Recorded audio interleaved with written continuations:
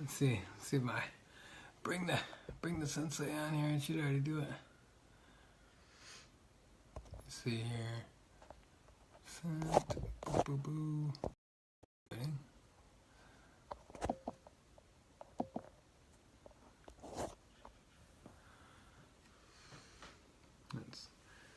Hey, Boof, what's going on? Hey. Let's get my man, the myth, the legend here, on here. Hold on. Denny, yep. Jump on instead of she on real quick. Did you see that? It was almost done. Hold on. Hey, look how official you look. Look at that. Let me see. Let me try to get both of us in there. At least get the pretty one in there, right? All right, you go on behind the screen then. All right. Well, I'm super excited. Let me get my questions pulled up here, and we'll kick it off. All right? Sure. Let's see what we got here.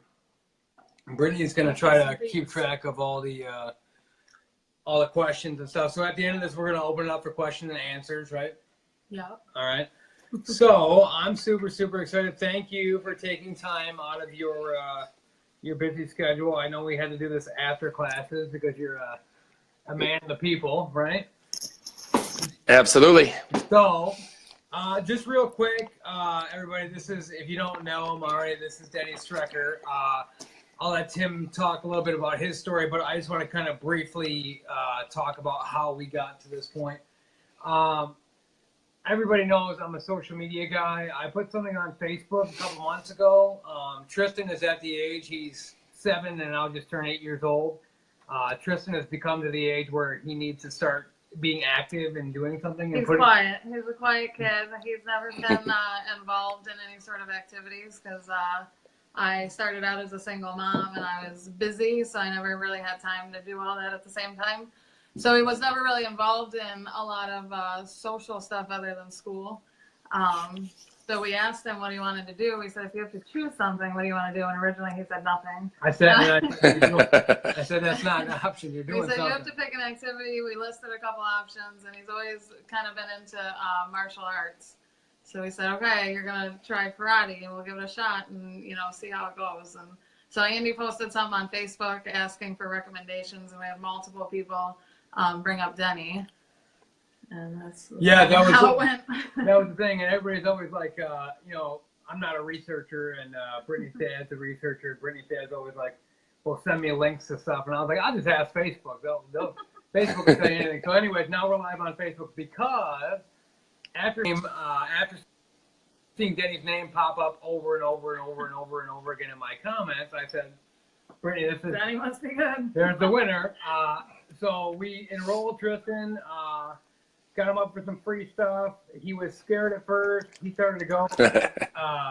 After sitting through several classes and seeing what it's done for Tristan, I'm like, wow, like this is some stuff that I wish I was taught when I was like, I'm like always kind of like act like I'm on my phone when I'm listening a little bit.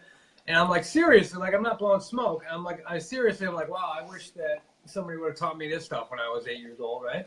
Yeah, I mean, right away with the first class, I remember I already felt like everybody that was recommending him to. I just thought I loved watching Denny with the kids. I loved watching Tristan be involved and, just great. It encompasses morals and all sorts of stuff. So, with that being said. Yeah, so, I mean, it's been crazy. I appreciate it because I said, you know what, the world's got to hear from this guy, and I think everybody should know more about you. And a lot of my following, I think, should kind of realize that it's there's all kinds of walks of life, and you can start at any age. So just tell us a little bit about your background and how you got started in the whole martial arts. That's the long story. All right. The short version is I have an older brother, about 5 years older than me, and he started learning it when he went off to college. And when he came home on the weekends, he would demonstrate on me. So wouldn't help, wouldn't teach. He'd just say, hey, look at this new move, and then throw me or pin me or something. So that was the first introduction. And then, of course, my generation growing up was martial arts theater, Saturday nights at 11 p.m. and learning all about Chuck Norris and Bruce Lee and seeing all the really cool movies, and just instantly fell in love with the strength in the body, protection and movements that they would do in the movies.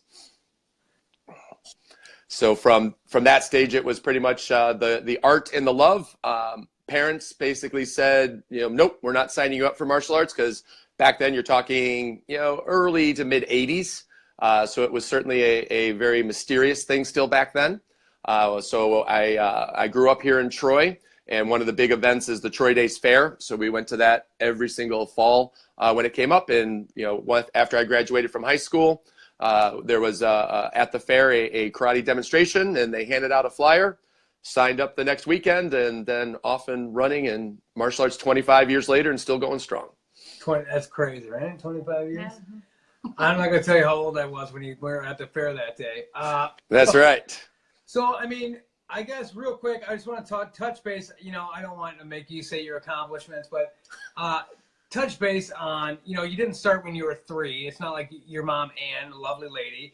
Also, in case anybody's wondering, Ann told him no at first, and now Ann has been to almost every one of his kids' belt testings. She's only missed one, correct? Yeah, she missed one. She was sick, but for about 15, 20 years, she's hit every single, so is my father, every single belt testing that the school has. So, just a quick thing. Before the Denny Strecker's karate in Troy, and after that day at the fair, what sort of accomplishments and stuff have you racked up on your belt? No pun intended. Basically, the short history would be started training and got my first black belt about 2 years after. So from 87 to about 89.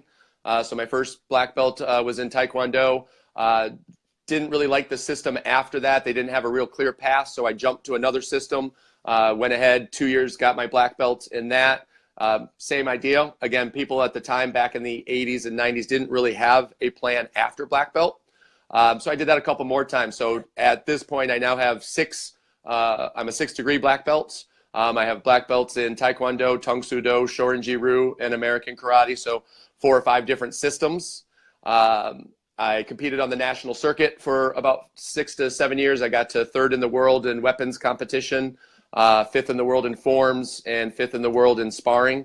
That was a whole lifetime ago, and seems like a very distant memory. Ended up writing a book. I have a best-selling book on Amazon of how to double your child's confidence in just 30 days. Worked for an organization. So after I got my first black belt, I was going to Wayne State and finished my degree there in criminal justice. But while I was going to college, was looking for a part-time job. Found an ad for the local karate school and started teaching, and just kept growing into a bigger program. So, I think that it's crazy because I didn't even realize about the book. I know you plugged that a few times when you started the karate, but I don't pay attention to anything. So how did you go from karate to doing the book? I mean, did you always know you wanted to work with kids? I mean, what kind of...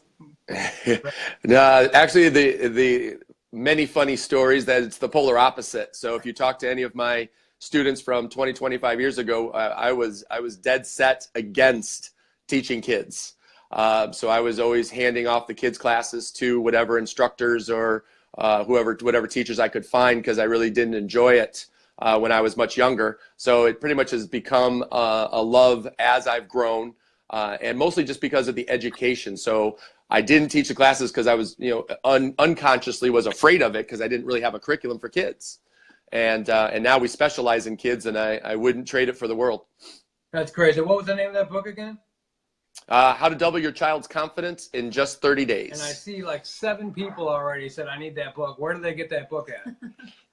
It's a #1 bestseller on Amazon. So if they go to Amazon and they put in Denny Strecker, they can find it right there. And you can order it in a ebook for 99 cents on Kindle. You don't have to have a Kindle. You can use their free e-reader if you just want to pay 99 cents, or you can get a hard copy for $6.95, or come by the karate school and see me in person, and we'll get you one. Ooh, autograph it, right? Absolutely. Okay. So what? I mean, how did you go? I know you saw the ad about the karate school. How did you go from that to realizing that this is what you were meant to do? I know you've got the criminal justice degree. I didn't know that until about 30 seconds ago, but that's unreal.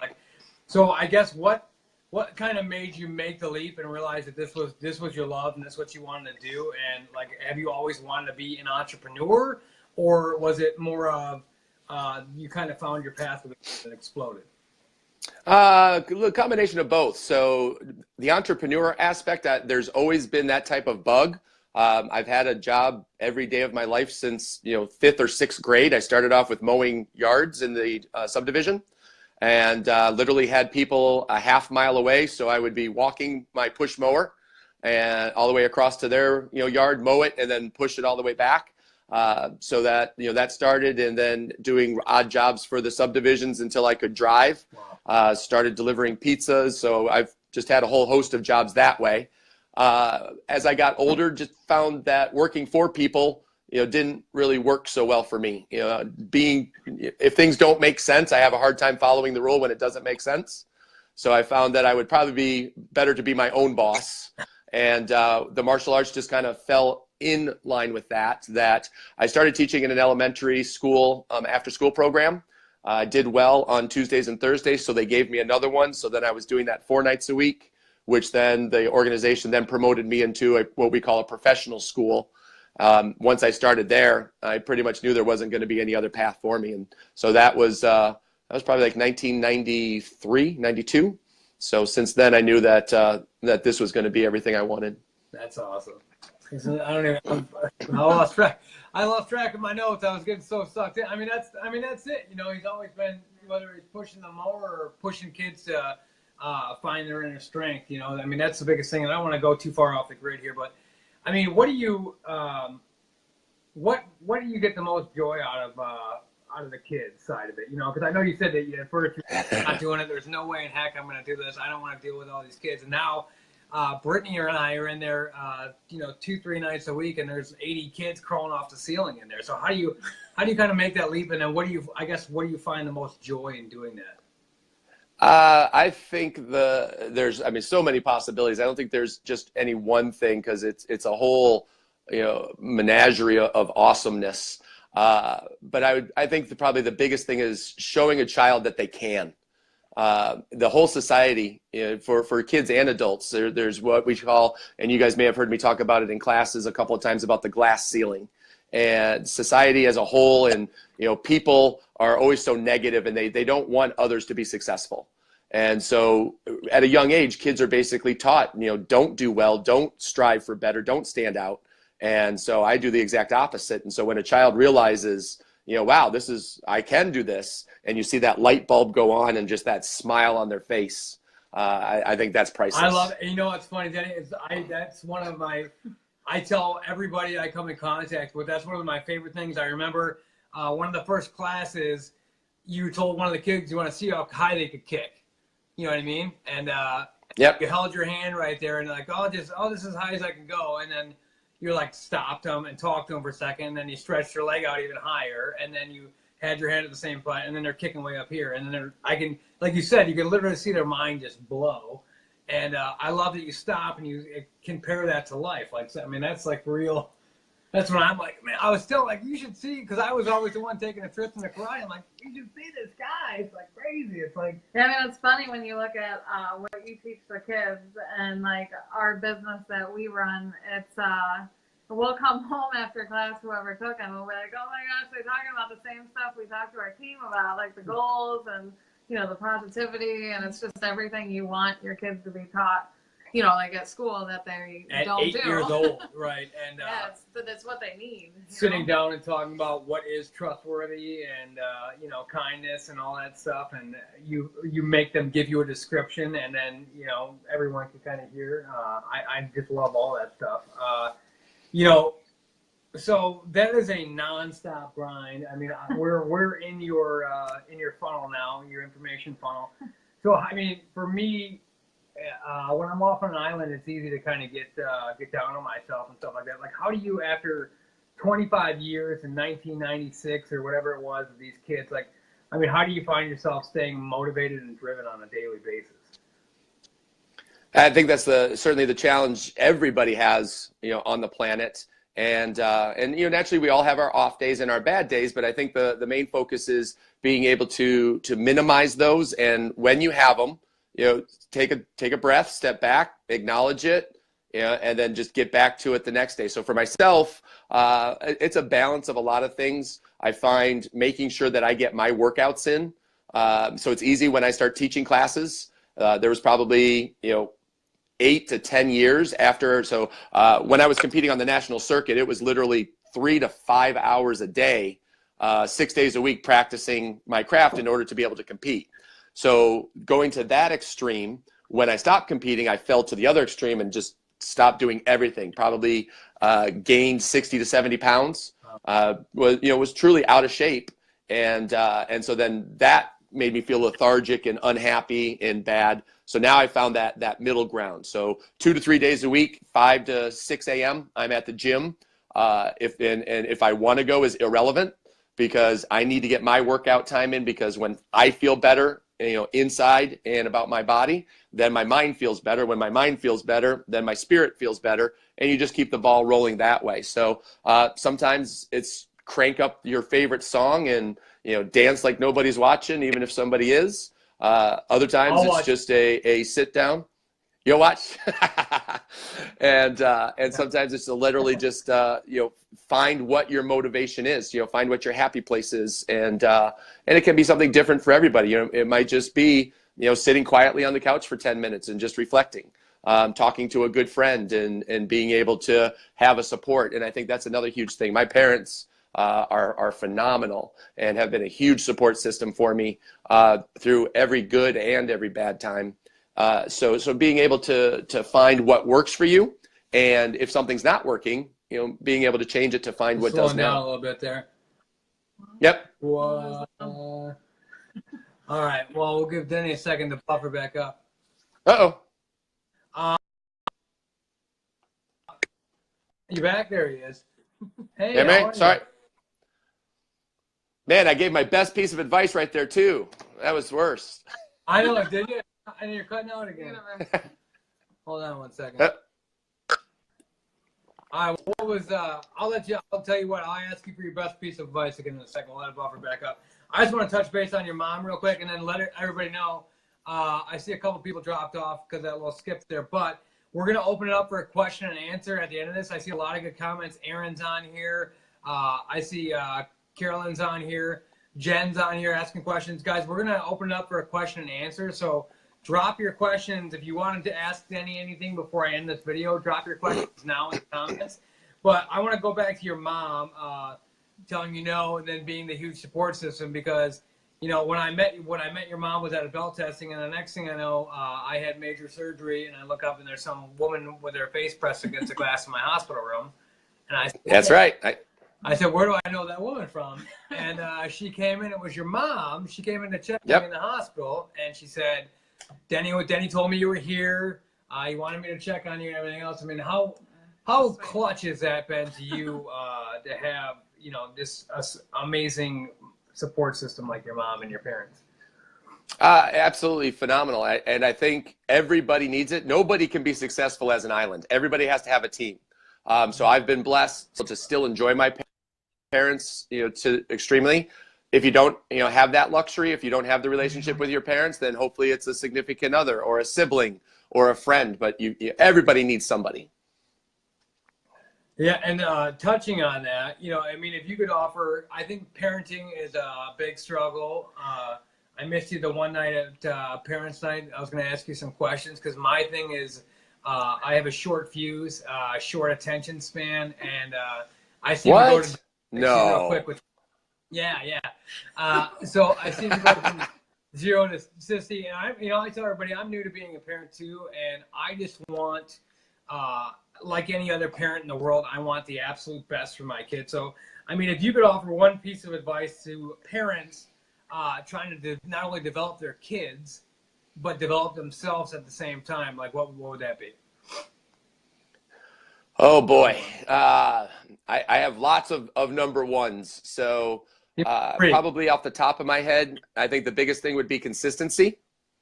That a lot of times parents aren't consistent in their parenting skill or parenting style, so it's going to confuse the child. More than that, I think it would be, don't be so hard on yourself. Everybody is doing the best that they can. So there's no such thing really as a bad parent if they're trying the best for their kids. Why?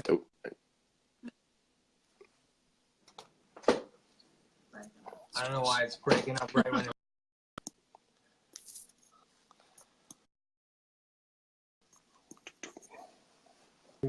he's back. I can hear him. Yeah, it's like You can hear me now? It's, you know what it is? It's like a cliffhanger. The commercial, right? You know, right before the guy drives off the cliff, they got to a commercial. That's what we're doing right now, just to make sure everybody. Right. I can see your hand. Well, what we can do is we will make sure. Yeah. There you go. Amen. Yeah. You got me back now?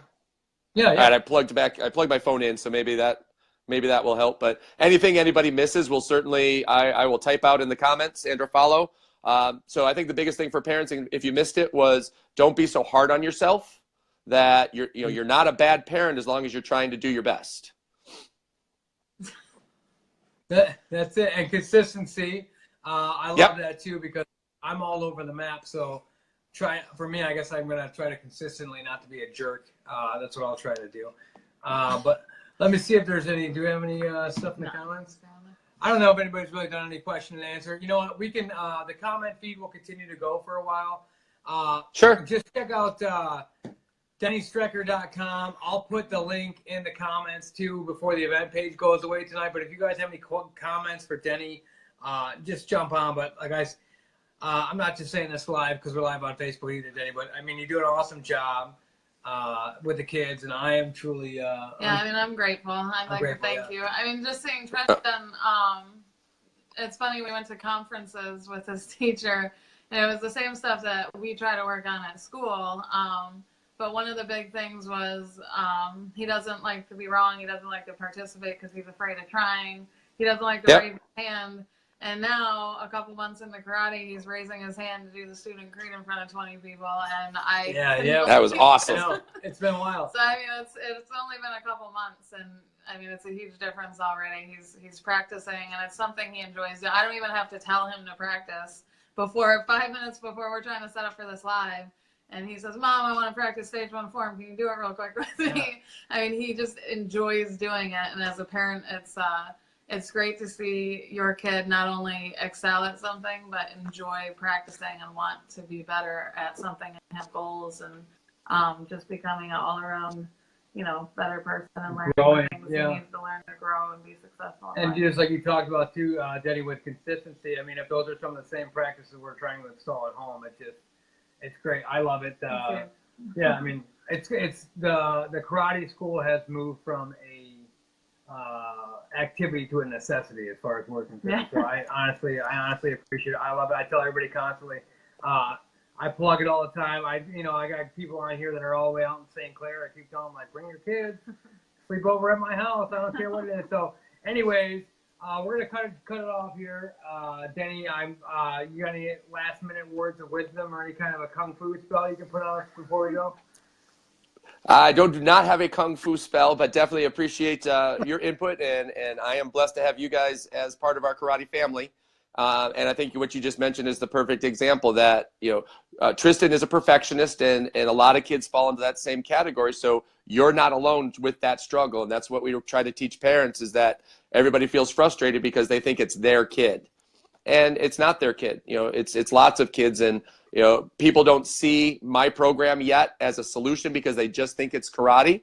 So doing things like this and having help from you guys to spread the word, I think we'll be able to help a whole lot more kids in the community. I just got hired by Royal Oak School District to come in and start working with their kids in the next couple months. So I'm really excited to get that rolling. Tristan's super excited. He said, if Sheehan comes to my school, he's like, I'm going to tell everybody I know him. Like, that's my man. I know him. Perfect. No, that's it. You crushed it. We honestly appreciate everything. Tristan is. We can see it. We can see a change in a couple of months, and that's priceless in my mind, right? Yeah. Awesome, and we're just getting started. Oh, that's my line. You stole my line. All right, I'm gonna drop the mic on that. No, thanks, Denny. I'm gonna have everybody. If you have any questions for Denny, ask him in the comments, and he'll be watching it tonight. Absolutely. After tonight, the event will go away, but feel free to add Denny on Facebook, like his page, and everything else. All right. Thanks, guys. Perfect. Bye. All right.